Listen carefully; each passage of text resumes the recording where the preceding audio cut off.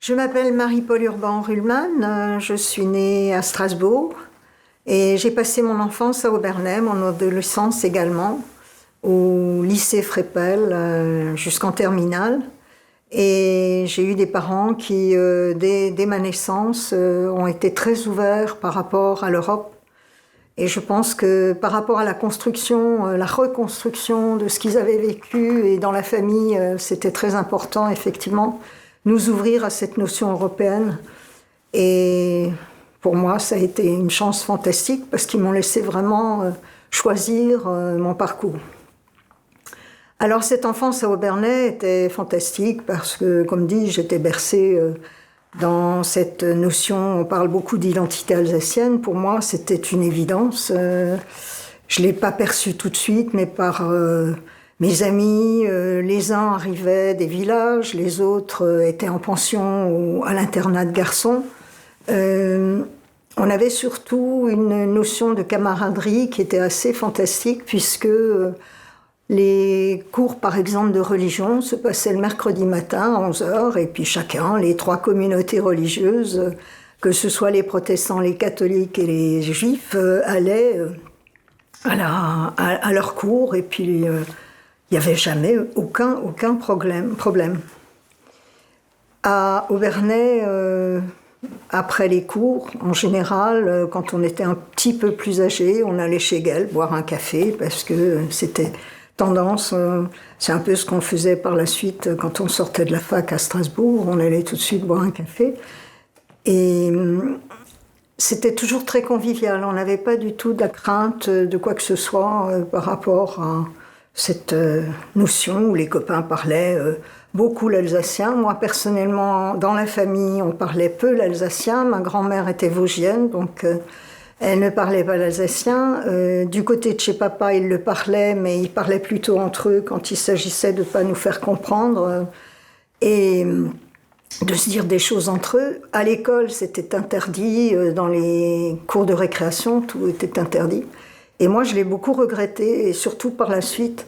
Alors les copains, c'est eux qui m'ont appris, parce que j'en avais un peu marre de jamais comprendre ce qu'ils se racontaient. Ils rigolaient beaucoup, et au fur et à mesure, j'ai essayé de m'y mettre. Il faut dire qu'avec la pâtisserie de mes parents, sur la place du marché, il y a eu un brassage énormément de gens qui venaient de partout, et beaucoup d'Alsaciens aussi, qui ramenaient pour leur fête de famille. Ils amenaient notamment des villages, leurs propres œufs. Ça m'a toujours amusé. Pour les biscuits tortes, c'était toujours mit hart Eier oder mit sex, et puis voilà. Mais ils pensaient toujours que c'était leurs propres œufs. Et bon, voilà, on a dans cette notion de convivialité assez gourmande, bon, c'est vrai que très épicurienne, c'était tout à fait agréable de pouvoir recevoir également beaucoup de personnes qui avaient choisi l'Alsace comme terre. Ils étaient bien sûr alsaciens au départ, mais ils partaient beaucoup. La plupart étaient à Paris ou dans d'autres régions d'Europe, et ils revenaient volontiers passer leurs vacances dans les maisons familiales. J'ai essayé de me souvenir qu'est-ce qui m'avait le plus marqué quand j'étais enfant. Et quand j'y repense, je pense que c'est souvent des images artistiques, et notamment dans la salle à manger de mes parents, comme chez mes grands-parents aussi. On avait cet immense tableau de Spindler, et qui était l'ami Fritz. Et petite, on nous a toujours dit il faut que tu finisses ton assiette, et puis on nous expliquait tous les personnages, parce que bon, c'était vraiment le panorama complet. Donc chaque personne était très liée à une spécificité, un repas, et voilà. Et puis c'est également, par exemple, chez mon oncle, sur la façade de la pharmacie Saint-Odile, vous avez ce grand panorama qui a été peint par Schulzwettel, qui était effectivement qui habitait au Bernay. Et moi, j'ai souvenir enfant de me balader sur les remparts et d'admirer cette maison avec cette grande verrière que j'ai vue bien sûr par la suite parce qu'on s'y intéressait bigrement. C'était magique. Mon grand-papa, qui était négociant en vin, il a fait faire ses étiquettes de vin par Schulzwettel pour dans les années 20. Et je me dis, c'est quand même fantastique d'avoir fait appel tout de suite à des artistes de renom pour avoir déjà cette notion de mieux faire connaître notre région et notre Alsace. Donc, personnellement, je l'axerais plus sur l'art. Mais peut-être parce que je suis passionnée d'art depuis que je suis née, donc... enfin, peut-être pas tout à fait, mais quand même. Du côté urbain, donc de chez papa, il recevait toujours les parents de Jean-Charles et les grands-parents. Et ils vendaient tout de suite, mes grands-parents ont vendu des tableaux de Spindler à la pâtisserie, parce que Saint-Léo était quand même assez loin à l'époque. Il y avait juste un tout petit train qui menait de Saint-Léonard à Obernai. Et maman et papa, par la suite, ont continué à vendre des objets d'art, que ce soit ceux de la Lique avec Saint-Odile.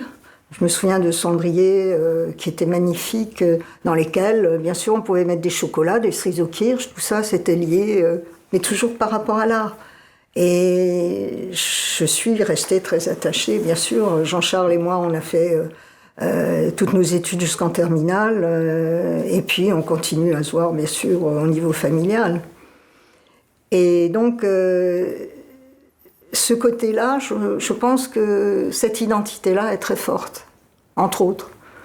Alors, par rapport aux langues, on parlait de la religion tout à l'heure, qui n'a jamais posé de problème. À Obernai, la communauté israélite était très importante. C'était des grandes familles. Et ces familles, par la suite, certaines sont parties sur Strasbourg, d'autres sont parties beaucoup plus loin.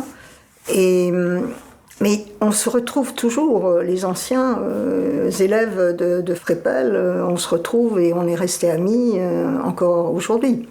Et ça, c'est intéressant. On se retrouve par le festival de musique, par l'association des amis du Cercle de Saint-Léonard, bien sûr, dont je fais partie, ou par d'autres manifestations. Alors au Bernay, c'est également, bien sûr, la fête de l'ami Fritz, cette fameuse fête d'Erckmann et Chatrian, qu'on nous a appris tout petit, parce que c'était intéressant aussi de connaître les auteurs. Et je pense que cette identité-là manque un petit peu dans la notion de l'éducation nationale, qui devrait ouvrir beaucoup plus, pas que des cours d'alsacien, mais qui devrait ouvrir sur la culture de l'Alsace. À la fac, on ne nous l'a jamais appris, au lycée non plus. Il a fallu uniquement, par sa curiosité personnelle, s'y intéresser, et c'est un peu dommage.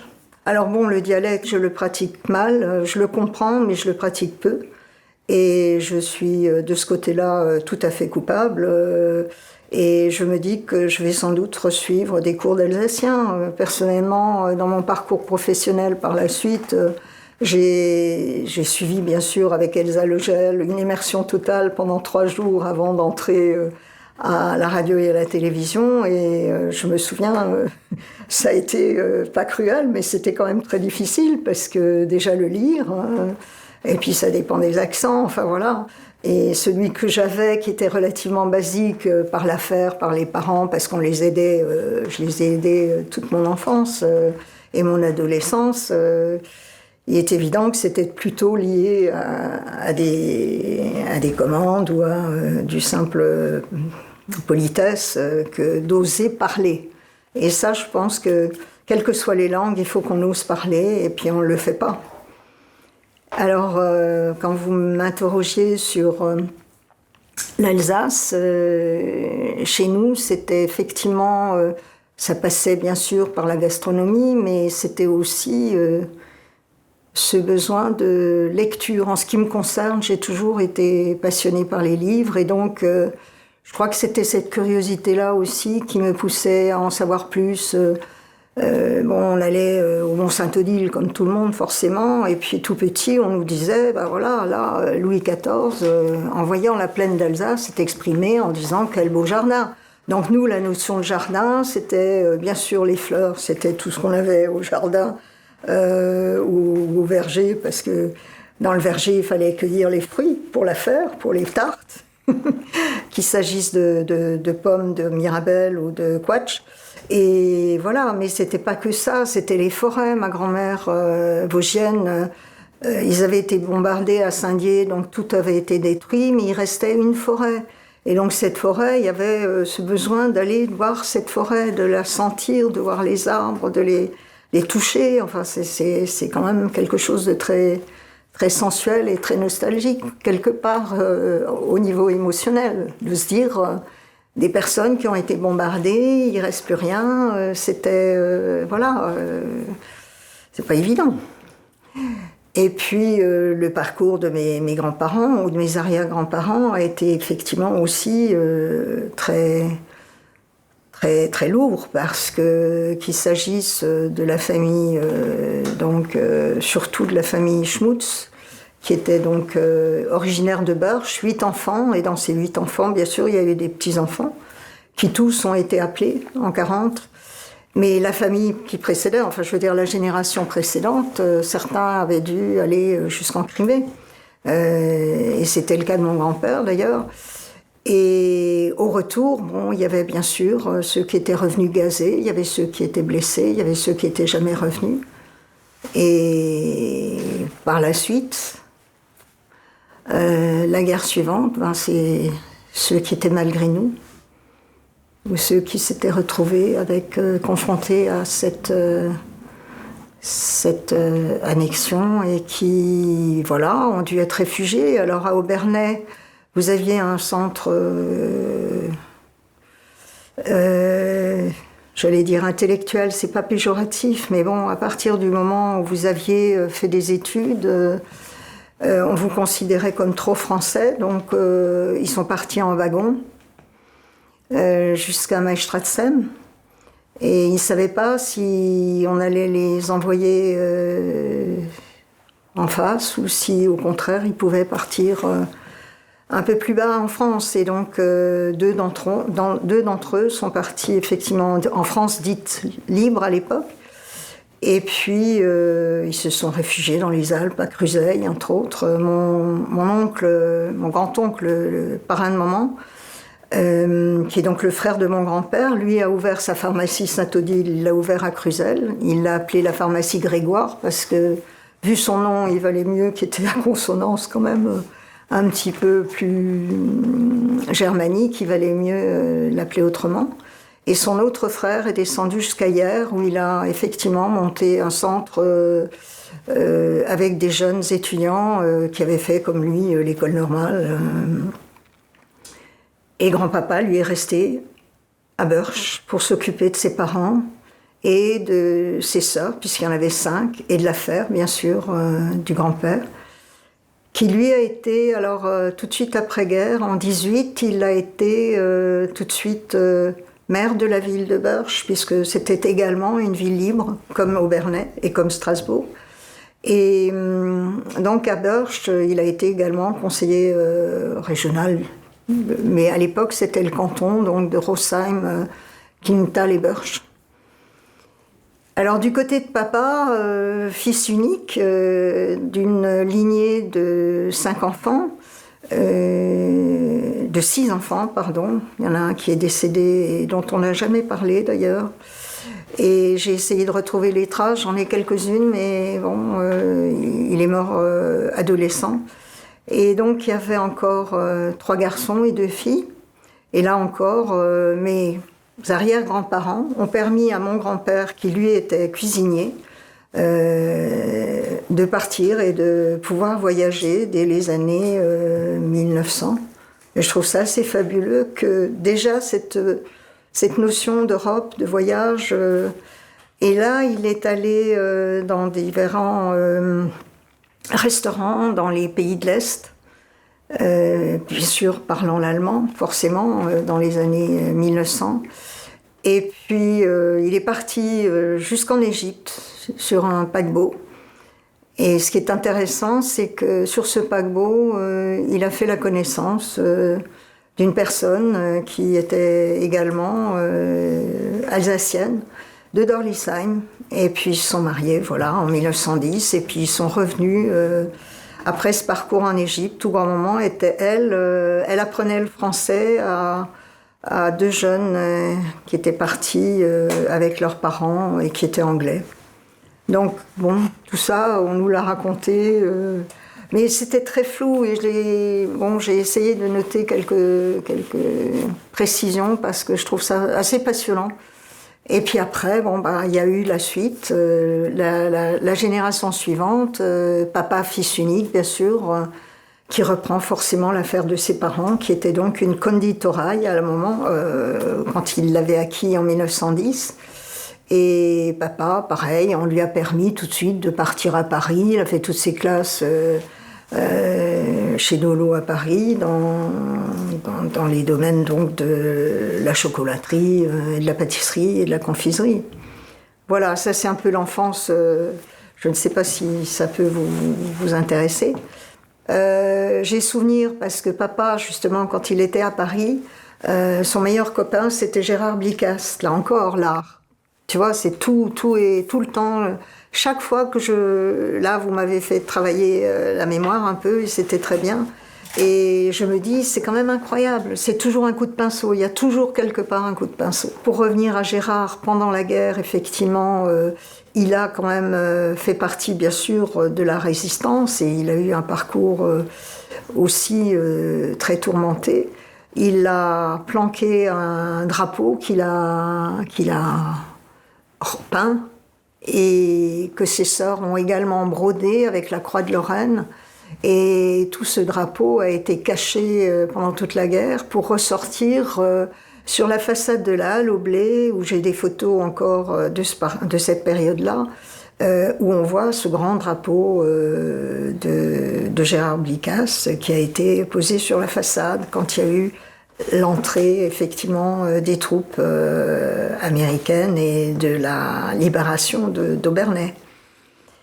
Et Gérard est resté toujours extrêmement fidèle à papa, il se voyait tout le temps, oui, tout à fait. À Obernai, effectivement, on a une ruelle des Juifs, on a des bains juifs, et on a également notre synagogue, bien sûr, comme il y a une église protestante. On a la place Neert qui est située là où il y a la synagogue, effectivement. C'est la place Neert à Obernai, oui. Cette place a été nommée place Neert il y a au moins 20 ans, une vingtaine d'années. Notre ami Denis Geisman, que vous connaissez sûrement, pourrait bien sûr, lui, donner beaucoup plus de détails puisqu'il étudie tout à fait la communauté juive. Et c'est grâce à eux, les Geisman, c'est eux qui avaient toute l'entreprise de brosse sur la route de Bernhardswiller, où il y a eu d'ailleurs des tournages récemment parce que cette usine de brosses et de balais était très connue dans toute l'Alsace et tout le monde venait chez eux. Et ils ont gardé encore l'entreprise 19e siècle. Donc au niveau des machines et de l'outillage, c'est encore tout à fait... C'était, parce que malheureusement, entre-temps, ça a été vendu. Et bien sûr, comme partout, Obernai se construit, se bâtit de plus en plus. Et voilà, maintenant, ils essayent de réhabiliter. J'ai appris, par exemple, que on parlait du pensionnat de garçons sur les remparts, où Jacques Martin, d'ailleurs, a fait une BD qui retrace parfaitement bien ce pensionnat de garçons et qui va être réhabilité pour en faire effectivement une maison sur le même site, sans changer quoi que ce soit, et des appartements sociaux. Et ça, je m'en réjouis vraiment. En fait, c'est vrai que Spindler, que ce soit Paul ou son père, l'ont quand même beaucoup peint. Et c'est vrai que quand on va chez Béatrice, on retrouve énormément de marqueterie. Nous, personnellement, à la pâtisserie, c'est sûr que les tables étaient marquetées. Il y avait des plateaux avec un Spindler. Bon, on mettait un verre par-dessus pour pas le tacher, mais c'était quand même toujours de la marqueterie de Spindler. Et ça faisait partie, effectivement, des patrimoines aussi artistiques. Mais à l'époque, on n'avait pas cette conscience-là, en fait. Pas trop. C'était quand même des amis qui se retrouvaient Bon, tous n'ont pas eu le même renom que Spindler, que Charles Spindler, mais de Stoskopf à Logel, en passant par Stadler, par d'autres, de se retrouver comme ça, moi, c'est quelque chose qui m'aurait toujours passionné, d'avoir cette possibilité-là de refaire des cercles d'art. Et je sais pas pourquoi on n'a pas osé trop. À Obernai, par contre, avec Blicast et avec toute une époque du carrefour des arts dans les années 68-70, il y a eu un petit peu cette influence, vous l'avez peut-être connue à ce moment-là. Il y avait Kenyo, il y avait d'autres artistes autour de la nouvelle génération de l'époque. Et c'est tout à fait intéressant. Par la suite, alors on parle effectivement de l'ami Fritz, puisque l'ami Fritz a été très, très réputé pendant des années à Obernai avec ce fameux cortège où ce qui était intéressant, c'est que toute la population participait. Donc c'était pas le carnaval de Venise, mais chacun était vraiment d'époque. Et c'est tout à fait étonnant parce que vous aviez un cortège avec d'abord, bien sûr, des cavaliers qui ouvraient la noce et le banc, et ensuite tout un cortège. Et moi, petite, j'ai connu ça, effectivement, puisqu'on était bien placés pour tout voir. Et pour participer, forcément. Je suis rentrée à l'ORTF. Je suis rentrée en 72. Après la fac, donc je suis d'abord allée d'Obernai, je suis allée à Strasbourg et j'ai fait des études à Robert Schumann en presse et communication. Et après mes études, et là c'est intéressant encore, je fais une ellipse, mais c'est intéressant parce qu'il fallait faire bien sûr un mémoire, et mon mémoire je l'ai fait, et j'étais la seule à partir à l'étranger. Je suis partie à Munich. Quand je suis rentrée, il y a eu la création de la 3 en 73, ça c'est quand même fantastique. La 3e chaîne qui se créait, c'était la première chaîne couleur en 73, chaîne qui est restée jusqu'à la fin en 74.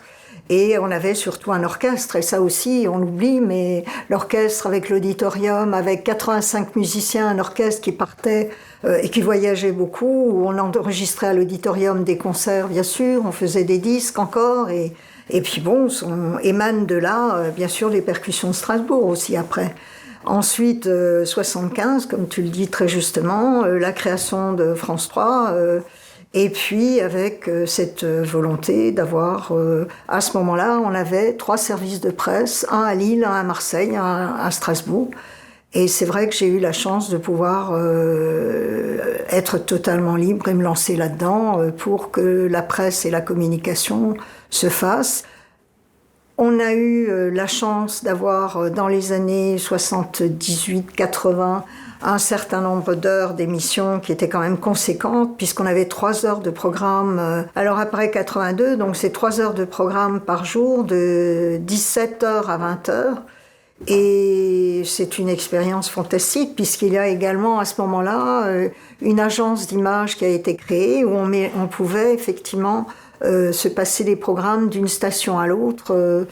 Et ces programmes étaient, entre autres, par rapport au dialecte. Pour en revenir à lui, c'était important, on avait un magazine de 19h40 à 20h, en dialecte tous les soirs, avec une fois par mois un gros Elsass-Rove, et qui était consacré quand même à des grosses pointures, qu'il s'agisse de Stoskopf, d'Alfred Kern, de Claude Vigée, pas forcément que des portraits, aussi des pièces de théâtre, et des magazines qui étaient vraiment très enrichissants pour nous tous, avec Germain Miller, bien entendu, et puis toute cette période, on était... l'Alsace a toujours été la première au niveau de l'audience. Et ce qui était bien, c'est qu'on a eu par la suite également les dimanches soirs 1 heure de programme, un dimanche par mois. Et ce programme était la plupart du temps diffusé sur la chaîne nationale. Ce qui fait qu'il y a eu des portraits, je pense à Claude Rich, je pense à des portraits, Vigée, on a parlé, Alfred Kern et d'autres...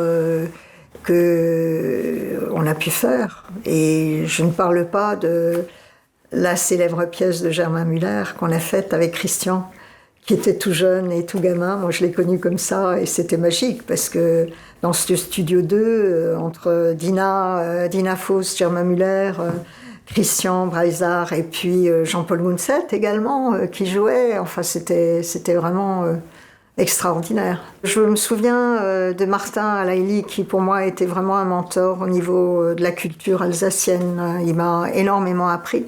Il se bagarrait beaucoup pour que les programmes passent à l'antenne nationale. Et pour beaucoup, c'est grâce à lui qu'on a pu avoir des décrochages le dimanche. Et c'est vrai que les responsables d'antenne avaient une importance folle. J'ai souvenir de 2-3 responsables d'antenne, Thérèse Lisée en Bretagne, Martin Leilig, à Bordeaux, Jean Suas et d'autres. Vraiment, c'était des personnes qui avaient une forte, un caractère extrêmement marqué et puis une culture telle qu'on ne pouvait pas leur refuser en fait. Mais Paris gardait quand même toujours cette mainmise, on n'avait pas la possibilité de tout faire et souvent il fallait se retourner à la charge et puis à force de pugnacité on y arrivait quand même. Je pense qu'on a quand même servi un petit peu d'exemple par rapport aux autres stations régionales qui nous ont beaucoup imité dans beaucoup de choses par rapport au portrait. Mais il y avait des échanges entre les différents responsables d'antenne qui étaient vraiment très intéressants. Et par rapport au thème, bien sûr, qui était abordé.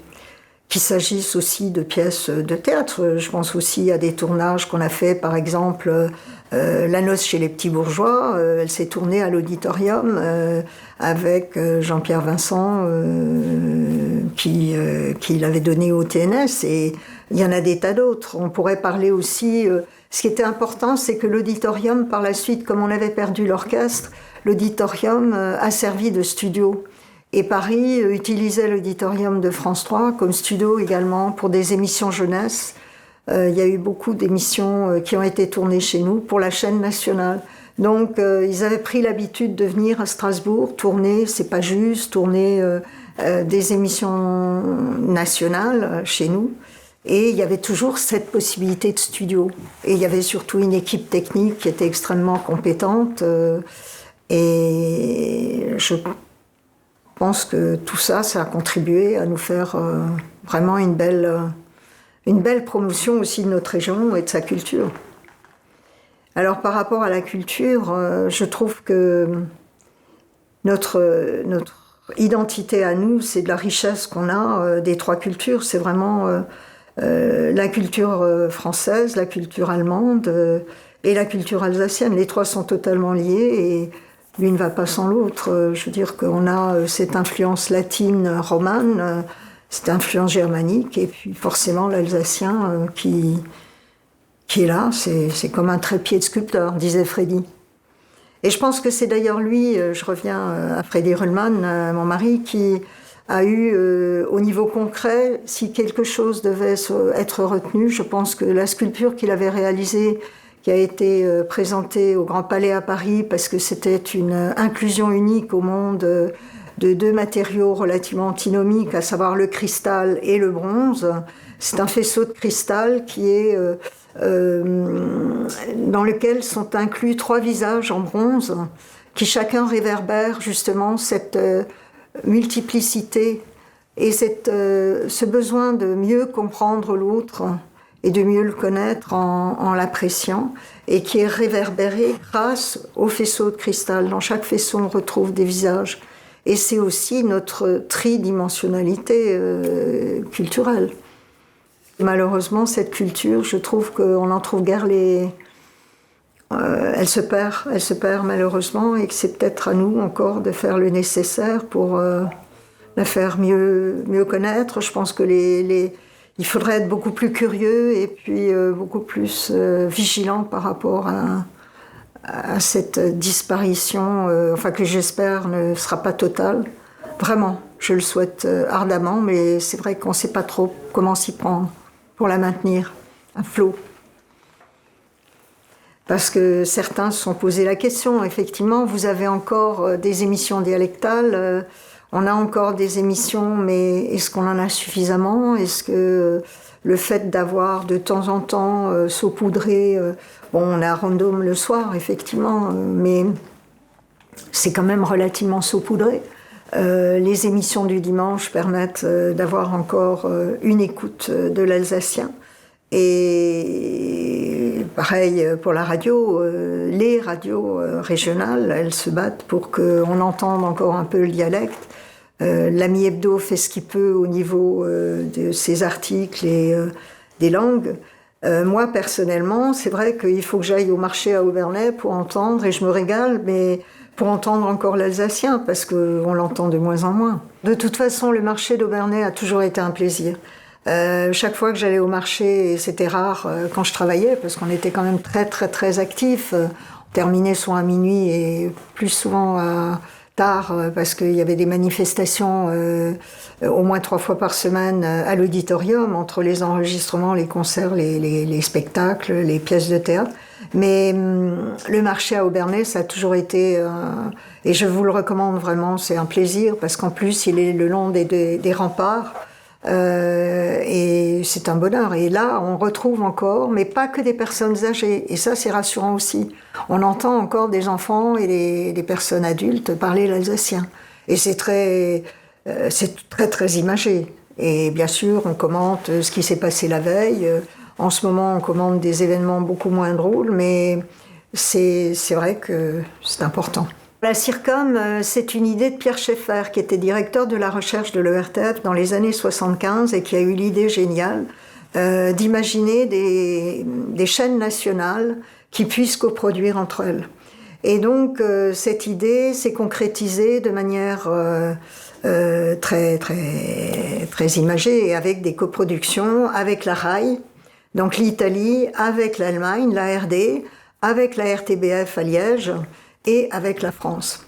Et c'était au niveau donc des chaînes nationales. Mais très vite, ils se sont aperçus qu'il était difficile de diffuser des programmes et des coproductions aux mêmes horaires, les uns par rapport aux autres, même s'il y avait des décalages déjà à l'époque avec le Royaume-Uni. Mais voilà, et ils se sont rendus compte que peut-être que par les régions, ce serait plus facile de faire travailler les régions d'Europe. Et c'est comme ça qu'est né un bébé à CIRCOM, qui était la coopérative internationale de recherche en matière de communication. Et à partir de là, ils ont décliné CIRCOM régional. Et cette CIRCOM régionale a bien sûr été incitée par les mêmes pays, les 4 fondateurs. Et ces 4 fondateurs, le premier secrétariat général s'est installé à Liège, et avec les stations de chacun des pays. Et chez nous, bien sûr, on avait à l'époque 12 stations régionales. Et bon, la RTBF, bien sûr, il y avait Bruxelles, il y avait Liège. Et en Allemagne, il y en avait beaucoup plus. Et en Italie également. Mais du coup, c'est à partir de là que s'est créé CIRCOM en 87. Et j'ai été sollicitée tout de suite parce qu'ils savaient ma passion pour l'Europe, et j'avais fait tous mes stages de presse au Conseil de l'Europe, au Parlement, et j'étais très investie dans l'Europe. Donc du coup, on m'a sollicité pour un congrès qui avait lieu, lui, à Biarritz. C'était le premier congrès, le deuxième congrès, le premier était à Lille, mais c'était encore dans une station régionale qui était en construction. Et là, à Biarritz, Jean Suas, qui était le directeur de Bordeaux, m'a demandé de venir lui donner un coup de pouce, et ça a été tout à fait un démarrage. Et les stations régionales, au fur et à mesure, sont rentrées comme membres. Et quand j'ai repris par la suite, j'ai été sollicitée et j'ai fait ce qu'il fallait pour avoir et proposer un secrétariat général à Strasbourg, qui s'implante à Strasbourg. On a fait un binôme, et c'était la première fois qu'il y avait un binôme, parce que après la Belgique, les Allemands avaient repris le secrétariat général pendant 7 ans. Et quand l'Allemagne il partait à la retraite, j'ai tout de suite saisi la balle au bond en disant maintenant c'est à Strasbourg, c'est chez nous, en France. La RAI était déjà en difficulté et devenait quand même plus ou moins privatisée. alors que nous, à Strasbourg, il me semblait important que ce soit chez nous qu'elle soit implantée. Et du coup, on a imaginé un binôme avec la Slovénie et avec le directeur des relations internationales de Slovénie, Boris Bergant, avec qui j'ai toujours des relations amicales. Vraiment, on a très très bien travaillé en binôme. Et donc, je suis restée 9 ans à m'occuper des programmes européens. On a fait beaucoup de coproductions. Et là encore, il y aurait des enseignements à tirer par rapport à ce qu'on a fait.